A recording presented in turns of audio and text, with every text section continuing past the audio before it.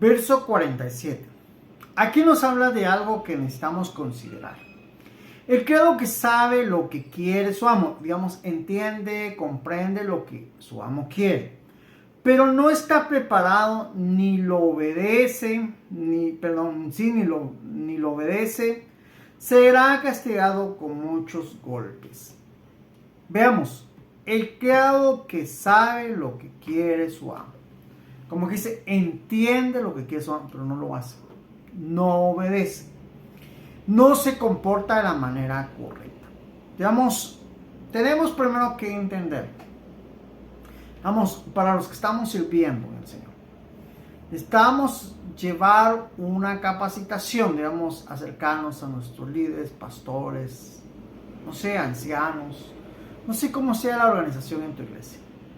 Acércate a ellos, ve, recibe la capacitación, entiende lo que ellos te estén dando, capta lo que ellos quieren que captes, compórtate como ellos quieren que te comportes y aprende a obedecer. ¿Es importante obedecer a nuestros líderes? Claro que sí, porque ellos son simbolismo de Dios.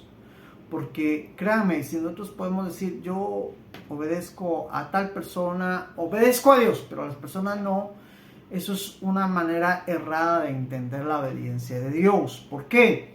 Porque es importante. Quien es obediente, le es obediente a Dios y a toda persona. ¿Por qué la obediencia es importante?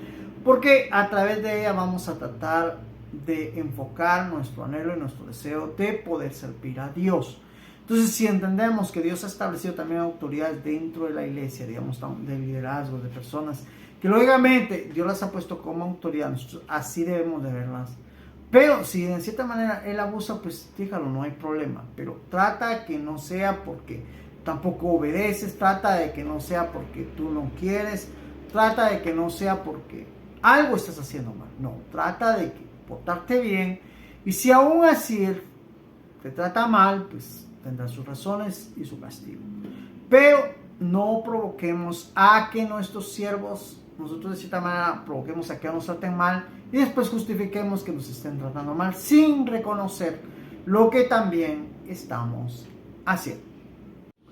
En el verso 48 encontramos otra forma de entender cómo Dios procede en ciertas cosas que Él permite que seamos castigados hoy en día.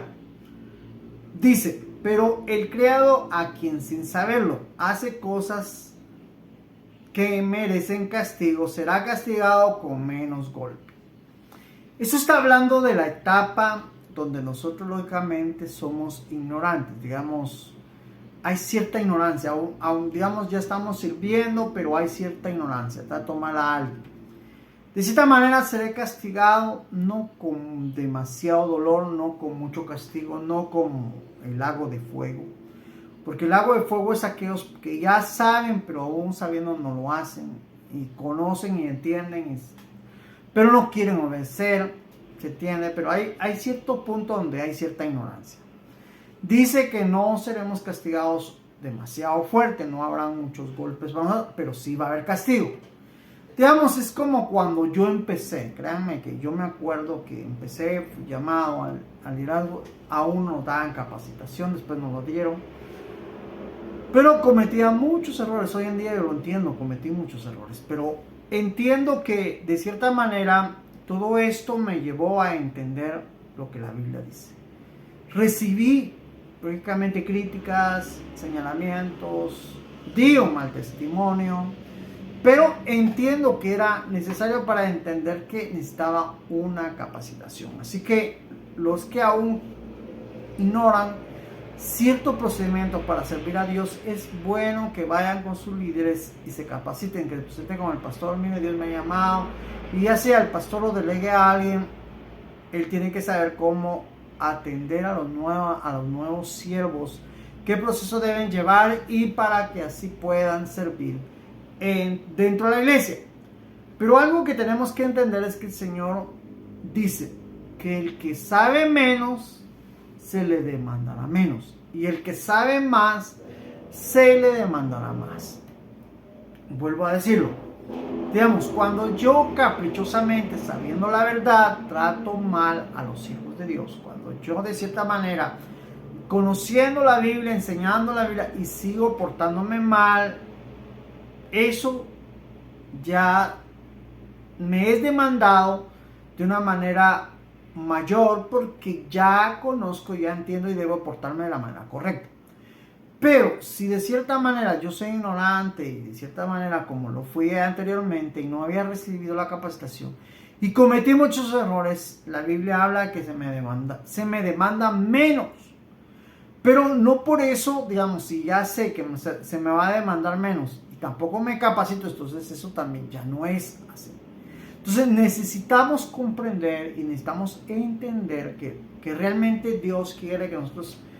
Es cierto, se nos va a demandar más, pero entre más sepamos, más nos empeñemos en hacer las cosas que Dios quiere que hagamos. Así que nuestro anhelo, nuestro deseo es poder servir a Dios de una manera correcta. Así que te animo con esto a que entiendas sobre el siervo fiel y siervo infiel. Y espero que tu empeño dentro de la iglesia sea bajo el punto de siervo fiel y estar pendiente de agradar a tu Señor. Es importante hacerlo. Y máxima, ahora que lees la Biblia y conoces si lo estamos haciendo de esta manera, pues esto te ayude a poder desarrollarte de la manera correcta en cuanto al servicio a Dios. Así que ánimo, sirve a Dios como debe ser. Y si lo haces bien, pues Dios también te reconocerá ese trabajo de la manera correcta. Yo he venido a prender fuego en el mundo. Y cómo quisiera que ya estuviera ardiendo. Tengo que pasar por una terrible prueba. Y cómo sufro hasta que se lleve a cabo. ¿Creen ustedes que he venido a traer paz a la tierra? Les digo que no, sino división. Porque de hoy en adelante, 5 en una familia estarán divididos, 3 contra 2 y 2 contra 3. El padre estará contra su hijo y el hijo contra su padre, la madre contra su hija y la hija contra su madre, la suegra contra su nuera y la nuera contra su suegra. En el verso 49 encontramos otro subtítulo y dice: Jesús, causa de división. El Señor Jesús, a quien les hablaba, les empieza a decir: yo he venido a prender fuego en el mundo. Cómo quisiera que ya estuviera ardiendo. Lo primero que necesitamos entender es que fuimos destituidos de la gloria de Dios. Inconscientemente servíamos a Satanás, fuimos aprisionados en lo más oscuro que Él nos pudo poner. En delitos y pecados fuimos engañados, fuimos cegados, fuimos dañados. No teníamos dominio sobre nosotros, estábamos totalmente destituidos de la gloria de Dios y por ello éramos propiedad de Satanás. Cuando el Señor empieza a utilizar la predicación o el anuncio del Evangelio hacia nosotros, es la forma de decirnos: quiero volverlos a instituir, como que dice, quitarles esta destitución y darles la institución para que ustedes puedan regresar de una manera correcta a donde pertenecen, dejen de servir a la fuerza. Todo ese daño que les hicieron, yo lo puedo reparar, les puedo dar a ustedes una forma de decisión propia, donde ustedes decidan servirme a mí o seguir con Satanás. Pero esa ya es decisión de ustedes. Lo que necesitamos entender que a eso Dios le llama división. A eso Dios le llama prender fuego al mundo. Quemar al mundo. Deshacer. El fuego es simbolismo de deshacer lo que Satanás ha hecho con nosotros. Digamos, agarrar todo lo que no sirve y quemarlo. Como Él quisiera que esté ardiendo. Eso está diciendo, como yo quisiera que ya esto se acabara, como yo quisiera que esto no sucediera más, como yo quisiera que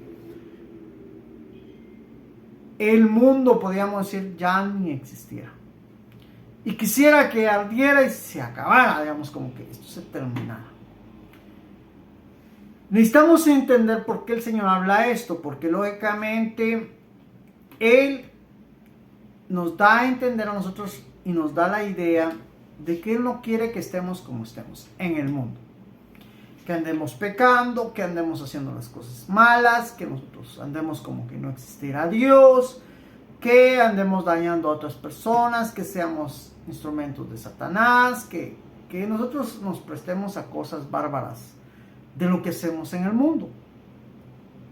sino que Él quiere que vengamos y entremos a su evangelio y empecemos a predicar, a demostrar el amor de Dios hacia otros, que les enseñemos a dejar el pecado, que les enseñemos a venir y a entender que acá es por lo cual fuimos creados, es para el evangelio que nacimos, es para el evangelio que existimos, es para ello que vivimos y no para el servicio a Satanás. Pero nosotros no lo entendemos así, aborrecemos el evangelio, no queremos saber nada, no queremos entender nada, lo que menos queremos es conocer cosas de Dios. Pero por naturaleza nosotros somos forzados a portarnos así. Lógicamente, ya Dios nos despierta, Dios nos alumbra el entendimiento, entendemos que eso es una mentira que Satanás nos tiene ahí y que nosotros por mentira, no por verdad, aborrecemos el evangelio. Entonces nos despertamos. ¿Qué estoy haciendo? ¿Por qué yo hago esto? Y hay a que se despertar. A eso le llama el Señor arder al mundo, prenderle fuego al mundo, deshacer lo que Satanás hizo con nosotros, destruir todo lo que de cierta manera nos aparta de Dios. Entonces acá nosotros necesitamos entender que Jesús vino a causar división en el mundo, a buscarnos a nosotros para que nosotros mismos digamos, ya no más Satanás, ya no quiero pecar, ya no quiero servir a Dios. Entonces eso causa división, eso causa que prenda fuego, eso causa que el diablo se enoje porque nosotros estamos tomando decisiones y decisiones buenas porque estamos volviendo a donde pertenecemos. Verso 50. Tengo que pasar una terrible prueba. ¿Y cómo sufro? Hasta que se lleve a cabo. La prueba que el Señor iba a pasar era entregar su vida de manera voluntaria. La prueba que él iba a pasar era ser tratado como fue tratado antes de la crucifixión. La prueba que le iba a pasar es ser crucificado. Esa era la prueba que de cierta manera era terrible para él. No era fácil. Hablando en el sentido humano. Esa prueba, de cierta manera, él iba a sufrir y hasta que se llevara a cabo. Pero tenemos que entender que por la razón por la cual él no se bajó es porque nos amaba. Lógicamente él sabía humanamente lo que iba a pasar y entendía y lógicamente le fue revelado y mostrado el precio que nosotros valíamos. Tanto así que de cierta manera él necesitaba pasar esto porque era necesario para que nosotros volviésemos a Dios o para que nosotros nos diera la oportunidad de salir de donde estamos en el pecado. Y esto es conocer la verdad, porque la Biblia dice conoceré la verdad. Esta es la verdad. Créeme que si de cierta manera tú aún decides servir a Satanás conociendo esto, te entiendo. Conoces ya la verdad y el Señor va a respetar tu decisión y yo también la debo respetar. Y todo el mundo debe de respetar tu decisión porque ya conociendo la verdad, tú decides dónde estar. Pero si tú vienes a Dios, también Satanás va a respetar tu decisión porque eso es para lo cual Dios nos ha creado a nosotros para que volvamos al Señor. Ahora, entendamos que esta prueba pasó, entendamos que sufrió, entendamos, pero había una buena razón. Éramos nosotros. Su amor lo impulsó a pasar esta prueba. Era terrible, pero la pasó porque nos amaba. Entonces, nosotros correspondamos agradecimiento a ese esfuerzo que él hizo. ¿Cómo? Sirviéndole hoy en día como a él. Él realmente se lo merece. Vuelve a retomar lo que estaba iniciando y dicen, ¿creen ustedes que he venido a traer paz a la tierra? Les digo que no, sino división. Bueno, la idea acá es que definitivamente cuando el Señor le está hablando de prenderle fuego, de anunciar su evangelio a nosotros, está hablando de división, está hablando de decisión propia. Está hablando de que algunos se van a quedar sirviendo a Satanás y otros van a dejar de servir a Satanás. A esa división se está refiriendo. Está hablando de que algunos van a venir y van a reconocerlo a Él y algunos lo van a negar y no van a querer saber nada de Él. Entonces, a esa división Él habla. División en el mundo, porque lógicamente ya no seríamos del mundo, pero pasamos a ser de Él. Fuego en el mundo, porque definitivamente rechazamos a Satanás y nos venimos a Él. Tenemos que entender que la división que Él está hablando acá es la división que de cierta manera nosotros también deberíamos de pensar. Hoy en día esa división es una realidad. Entonces, ¿por qué lo debemos de pensar? Porque necesitamos entender.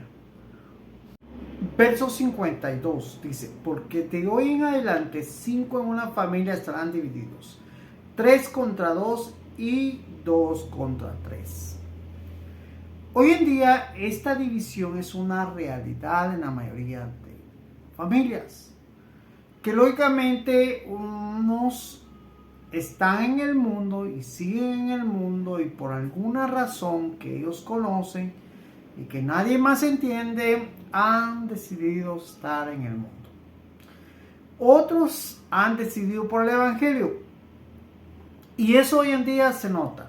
Tanto así que a veces algunos creen que esto está mal, pero esto es solo el cumplimiento de la palabra. No es que esté bien y no es que esté mal, sino que de cierta manera necesitamos entender que el servir a Dios es voluntario, no se puede forzar. El seguir en el mundo también es voluntario, nadie es forzado a seguir el mundo. Por eso dice, conoceréis la verdad.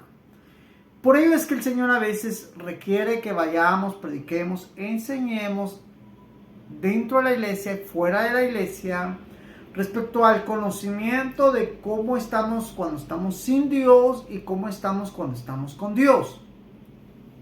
Esto es necesario explicarlo y darlo a entender para que cada persona que lo escuche y lo entienda pueda decidir seguir en el mundo, seguir obrando bajo los términos de Satanás o venir al Evangelio y trabajar o seguir obrando bajo los términos de Dios. Entonces, esto es tan necesario y tan preciso entenderlo para que vayamos, para que entendamos por qué 2 contra 3 y 3 contra 2. ¿Por qué pasa eso? Yo sé, algunos me han dicho, miren, eso se ve mal, pero no es que no se trata de presentación de una imagen, de una hipocresía o fingimiento, sino que es una realidad. Así que los que estamos de parte del Evangelio no sintamos mal que algunos otros no hayan venido al Evangelio y los que no están en el Evangelio, pues tampoco se sientan mal de que su iglesia, su familia esté dividida, sino que entendamos. Cada quien tiene la libertad de decidir y por decidir, lamentablemente, la división que no debería existir, existe, pero por alguna razón. Unos del lado de Dios y otros del lado del mundo. En el verso 23 entendemos una explicación específica respecto a la división que existe hoy en día y que es una realidad, porque dice, el padre estará contra su hijo. Si no es el hijo contra el padre, es el padre contra el hijo. Ahora, quiero hablar de esto porque hoy en día algunos que desconocen esta parte de la Biblia hablan. Mire, ¿y él por qué anda predicando? Mire, sus hijos no quieren obedecer, sus hijos... Debería predicarle a sus hijos. Si nosotros entendemos, es cierto, es bueno predicar, pero eso no significa que los hijos al predicar se van a convertir. Entendamos, realmente necesitamos entender que la mies debe estar madura. Hay un tiempo donde estamos verdes, hay un tiempo que estamos maduros. Y necesitamos comprender que lamentablemente no todos maduramos al mismo tiempo y no todos estamos verdes al mismo tiempo. Esa sería una forma de entender por qué el padre contra el hijo y el hijo contra el padre. También necesitamos comprender que el hijo puede ser contra el padre. Digamos, el hijo puede buscar el evangelio y el padre no. Y hoy en día en la mayoría de familias, y alguien diría, pues si el mayor, ¿cómo es que un joven, un niño busca el evangelio y cómo el papá, el mayor, el que debería entender, el que debería buscar, no lo busca? Pero es alguna situación que el Señor estipuló que sucedería. Y hoy en día es una realidad. Dice la madre contra su hija, o la hija contra su madre, la suegra contra su nuera y la nuera contra su suegra.